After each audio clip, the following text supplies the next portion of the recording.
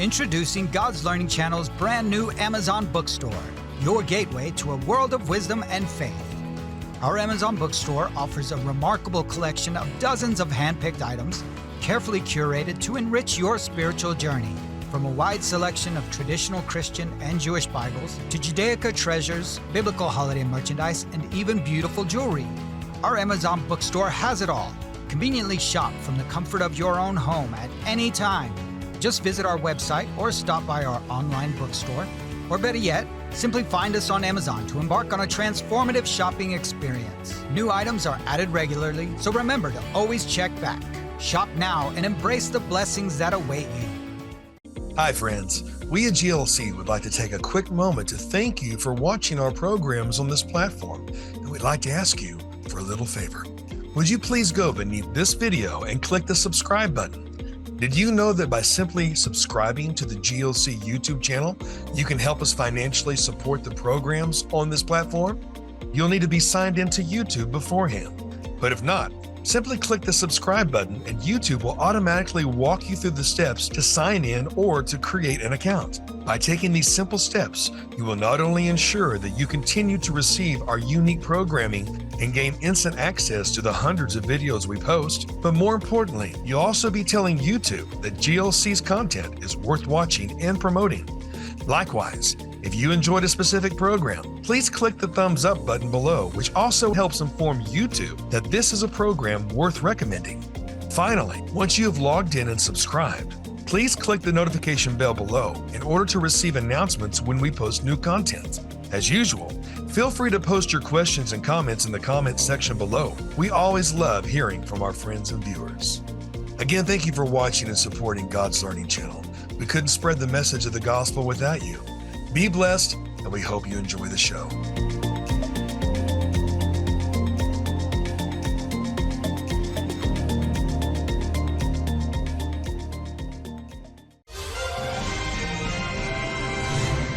Shalom, everyone. Today, I'm meeting with Eliyahu Berkowitz. Now, Eliyahu met him several years ago. I think we had an instant friendship. Absolutely. But he is a writer for Israel 365, and many of you know him without maybe knowing him. If you saw the videos of the red heifers coming into Israel, that was Eliyahu. Eliyahu, thank you for agreeing to meet with us and meet with the GLC viewing audience. And I just want to ask you, what do you want to tell the people? Well, first of all, I want to tell them what it's like, a little bit what it's like to wake up as a Jew and realize that once again, Jewish blood is being spilled just because we're Jews. It's again. So we were going through the holidays, and Shabbos was Simchat Torah. And when we were in synagogue, all of a sudden, a bunch of men started getting up and leaving, men who don't usually leave the prayers. And we realized something was off. These were men being called away for reserve duty. I'm old, so I don't do reserve duty anymore. And it was a lot of them. It wasn't just like one guy for a special unit or there were a lot of men being called away. And the Yom Kippur War years ago. Right. Actually, it was planned to be on the English calendar anniversary of the Yom Kippur War, because the Yom Kippur War was hugely devastating. It was a huge mistake. They caught us unprepared, and they nearly. I live in the Golan, and there were something like 30 tanks standing between 1,600 or 1,000 Syrian tanks and the rest of Israel. Yes. And mamish, through the grace of God, literally, Israel is still around. So on Simchat Torah, they planned it. They wanted it to be on Shabbat. They thought we would be less alert, and it seems to be that was the case. A lot of men started leaving, and there were rumors running around. So I went out to the park, and in the park, and that was already, I guess, closer to noon, and not everyone keeps Shabbat, and I started seeing a lot of people who I didn't recognize. I live in a small town, and they were people from Metula and Kiryat Shmona, Tzfat, places that are further west, closer to Lebanon and further away from Syria. I live very, very close to Syria, in the northeast of Israel, and they were telling me that they fled to Katzrin because Metula and Kiryat Shmona, they were in the shelters. And they said, we didn't want to be in the shelters. We don't want to go through any rocket fire. So here we are. And then I started talking to them. I said, what did you hear on the news? And at that time, there were talks of a lot of people killed, but there weren't really numbers. There were some videos and some pictures, images. To see those things is shocking. Actually, the civil authority told parents to tell their kids to take TikTok off their phones, because kids who see it, they're scarred for life. The Sephardi chief rabbi said that we should keep our cell phones on for Shabbos, because we need to be apprised. This is not going to be a short thing. And that was on Shabbos. And as soon as Shabbos went out, we started getting the bad news. And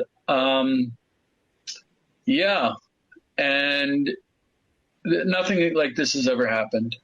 I mean, you walk around, you go to the supermarket, and people just start crying, literally. I mean, you're standing there and people in the supermarket are crying. Not just one or two, and we're all there. And as the numbers started rising, and on the social media, you start seeing people, has anyone seen this? My son, my daughter, my father, they haven't gotten back to us. Hundreds, because my Facebook by social media is a lot of Israelis. And so it started becoming clear that this was not even close to a normal thing. Now we think there's up to 950, and that number only goes up, it never goes down. Right. And there's a lot of more horrifying things. First of all, they totally overran an army base. Two army bases. They totally overran the police station. They murdered every soldier and every policeman in it, which is shocking, because all of a sudden we feel like, the IDF can't protect us.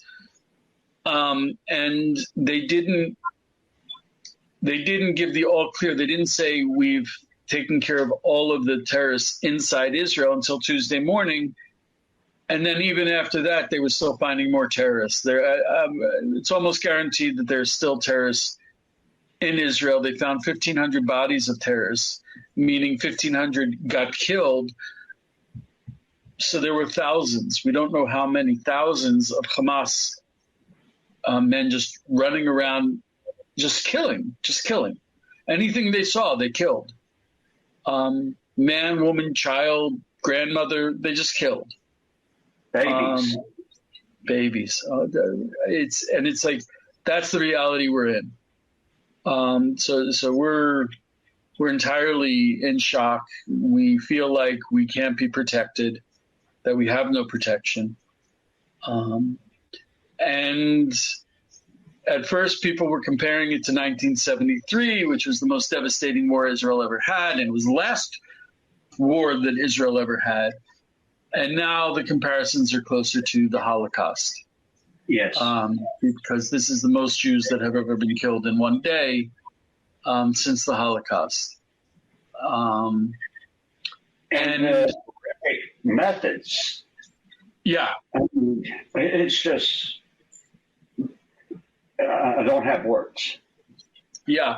And the thing is, I like Jordan Peterson. He did a class once where he said to people, do you think you would have been with the Nazis during the Holocaust? And all the students are, oh, no. And he's like, every single one of you would have been a Nazi.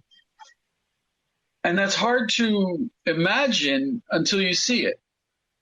There are a lot of people right now siding with the Palestinians. They're saying, after all these years of occupation, of thousands of Palestinians being killed. No. It's not equivalent.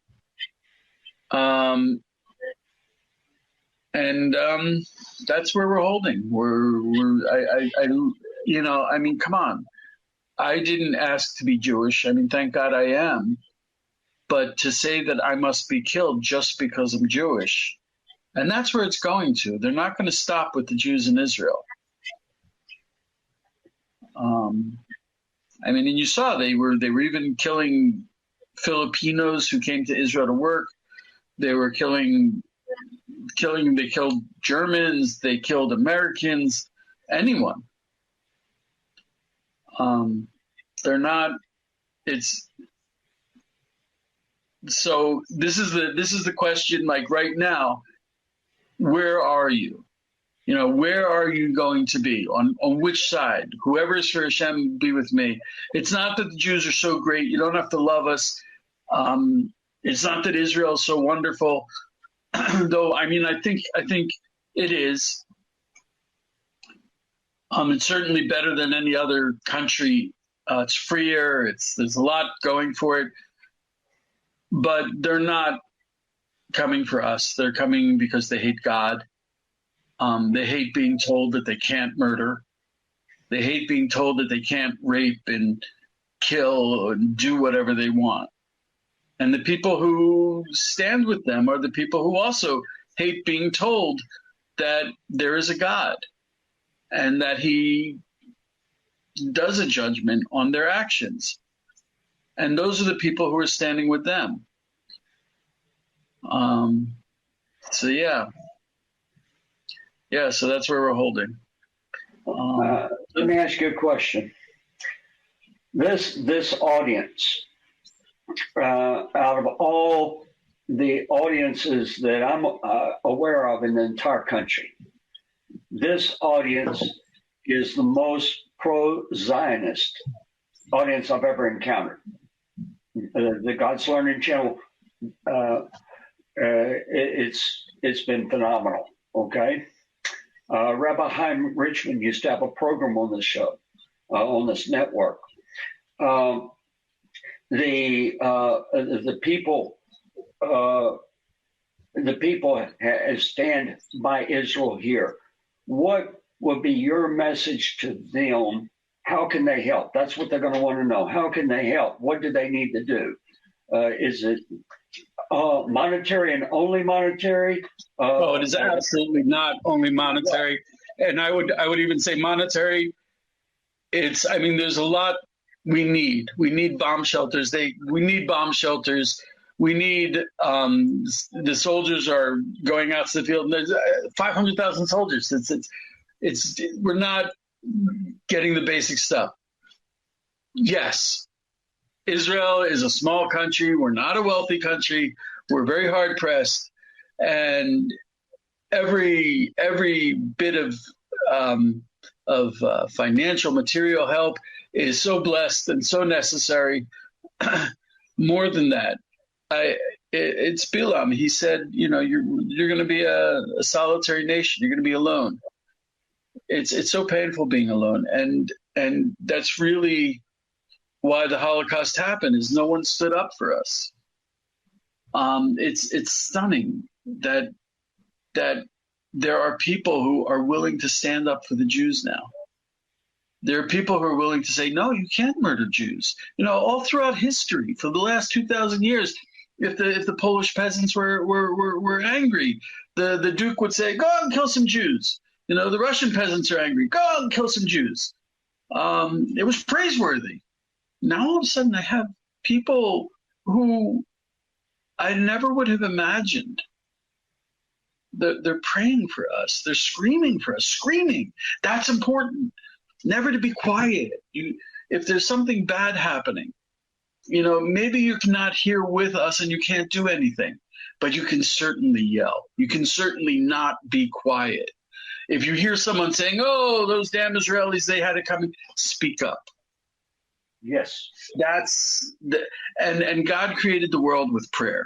God sat down to pray one day and all of creation came into existence. Do not underestimate prayer. I took my little 10-year-old boy. I was up this morning and I was crying. So I'm like, I got to do something. So I took my 10-year-old boy. I put talis and tefillin on him. He's not bar mitzvah. He shouldn't. I don't know if he shouldn't, but I put talis and tefillin on him. I said, you have to pray for Israel. Yes. That's even more important. And it's mind-boggling that I can turn to Christians and say, please pray for us. We didn't have that there were tens of thousands of Tommy Wallers running around. I mean, Tommy's done a phenomenal job. Tommy, yeah. They come to Israel. He has Hayovel, and they come to Israel and they work in the vineyards but more important than that, I think that they are saying to the Jewish people, we stand with you. And it's our time to now take that stand. We need to make it vocal that we stand with Israel.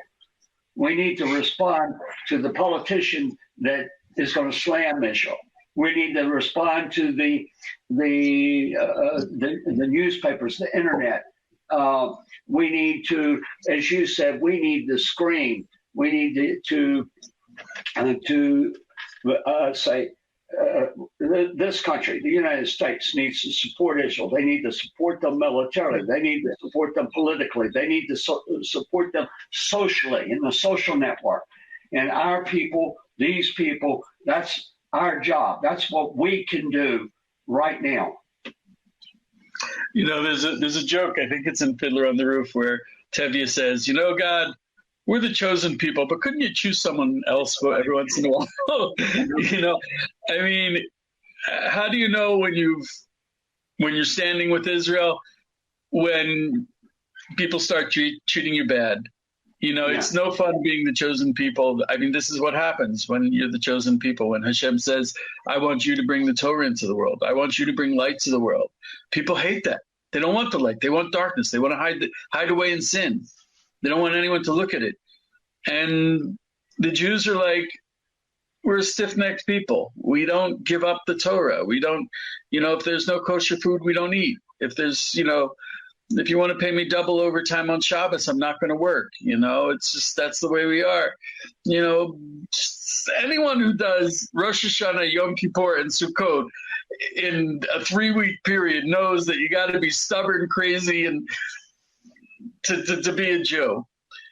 And if you join us, if people start screaming at you and hating on you, you're doing your job.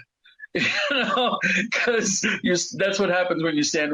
When Tommy Waller and his folks go up to the Temple Mount, oh my gosh, they get more hate from the Arabs than I do.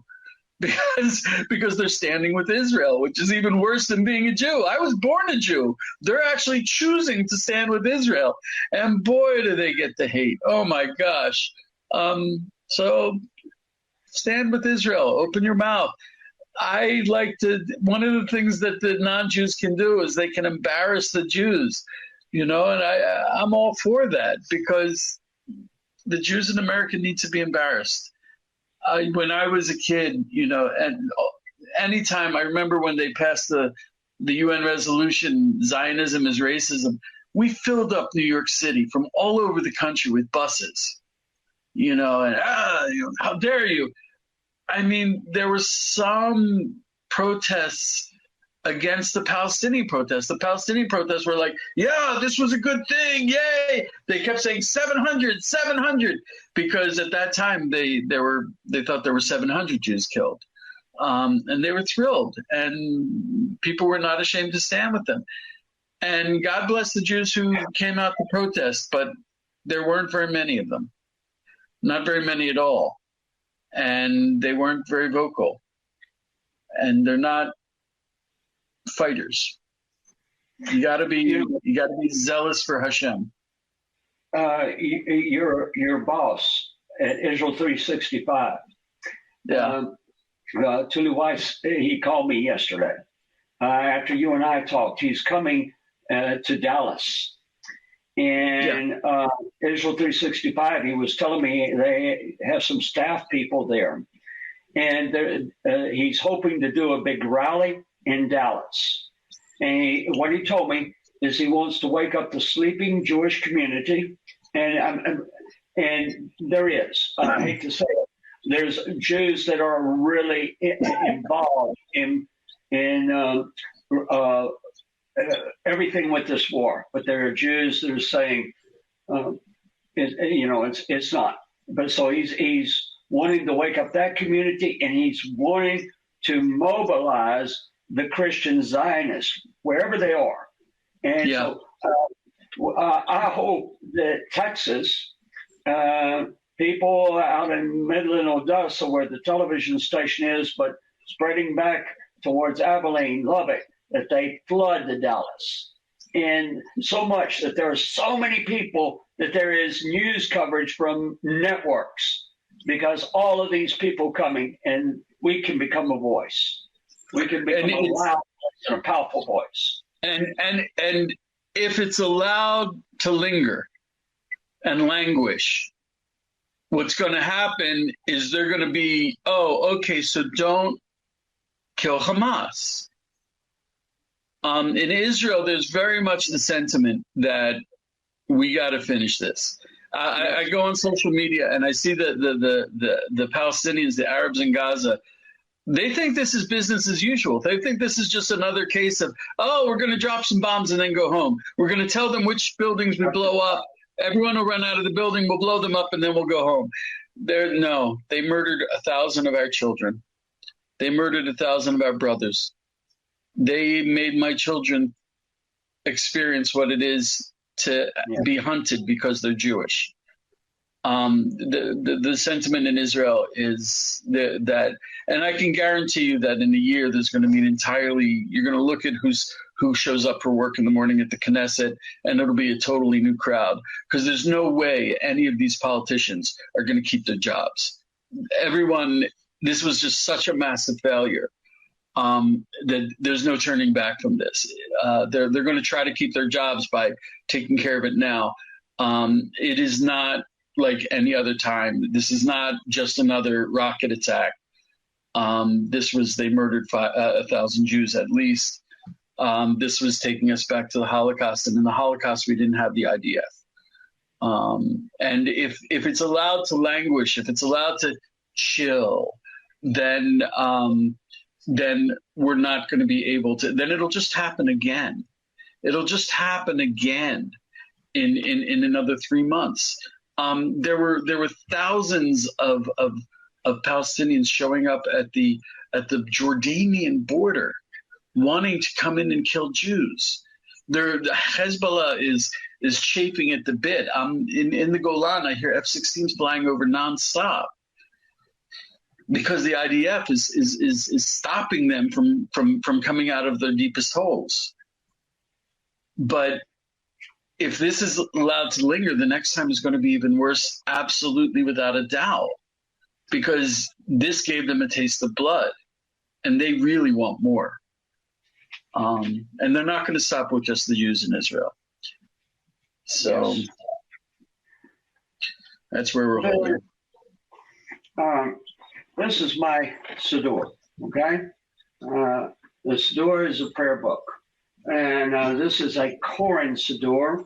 And a lot of you might want to go online and order you one, because there's a prayer in here that it's on page 521. This is an Ashkenaz Koran Siddur. And I'm going to turn to the prayer. It's there's a prayer for the American government, and we need to pray that our government stands with Israel. There is a prayer for the state of Israel, and we need to pray this prayer. There's a prayer for Israel's Defense Forces, the IDF, and we need to pray that prayer. And there's another prayer for those being held in captivity. And as you know, the hostage situation, and we pray that these hostages will be released, that the IDF will be able to come in and take care of them and get them out. Now, Eliyahu lost his connection, but I'm going to continue talking, and hopefully he'll be able to get back on. Here he is. Yeah, I'm sorry about that. Technology. We need to join in prayer, and whether you have a siddur or don't have a siddur, as Eliyahu said earlier, we need to pray. We need to pray for Israel. You need to encourage other people to pray. You need to take this video, other videos that are coming up that are videos in support of Israel, and share it with your friends. Tell them to share it with their friends. We need to get active right now. As Eliyahu said, if we were back at the time of the Holocaust, would we be a voice? Would we be a voice, or will we remain silent? We cannot remain silent. We have to be active now, not tomorrow, today, and then we'll do it again tomorrow, and we'll do it again the next day until this is accomplished, that this is finished, because it must be finished. Eliyahu? Yeah. Can you hear me? Yes. And don't think that it happened and it's done. I just got informed by the Pikuda Orif, the civil, the part of the army that deals with the civilians. We have, I wish I could show you down there, but it's first. We have bags packed. We were told to pack 3 days worth of food, 3 days worth of water, emergency medical kit, everything for 3 days of being in bomb shelters, because this is expanding. It's not contracting. There was what happened down south, the armies down there. Now they're starting to push from the north. This is just getting worse. It's not going to get better. And that's another thing they can say, oh, that was horrible. And now, the IDF is responding. No, the IDF is responding, but I feel less safe. The Golan is very far away from all this, but we're very susceptible. They opened up the bomb shelters for the first time since 1973 in my city. This is not business as usual. It isn't. It happened on Saturday, but that was just the first shot fired, and it's just gotten worse since then. So there was an attack that came earlier today on the city of Ashkelon, with over 200 missiles being fired all at once into that one city. The Iron Dome was overwhelmed. It could not stop all the missiles. But what was more significant is that exactly at the same minute that the Ashkelon attack began out of Lebanon, there was a massive military barrage that hit northwestern Galilee. And so what we're seeing is all these various groups, they are fighting in coordination. And that's going to expand. It's going to get worse. We're not to the worst of this yet. It will come. And also the reason why the IDF was not enough down on the southern border was they had transferred a lot of the troops up to Shechem, Jenin, Ramallah to deal with the Palestinian Authority, all those other horrible people in the center of the country. So, it used to be we had threats on our border. Now we have threats coming from the inside. And if you remember a couple years ago, the Arabs were rioting in the mixed cities. Right. And this is the threat we're facing. Everyone should get a huge blessing, for standing with Israel. This is something that has never happened before. We've been a nation alone. So to stand with Israel is huge. It's huge. It's prophetic. Thank you. Shalom, Thank you. everyone.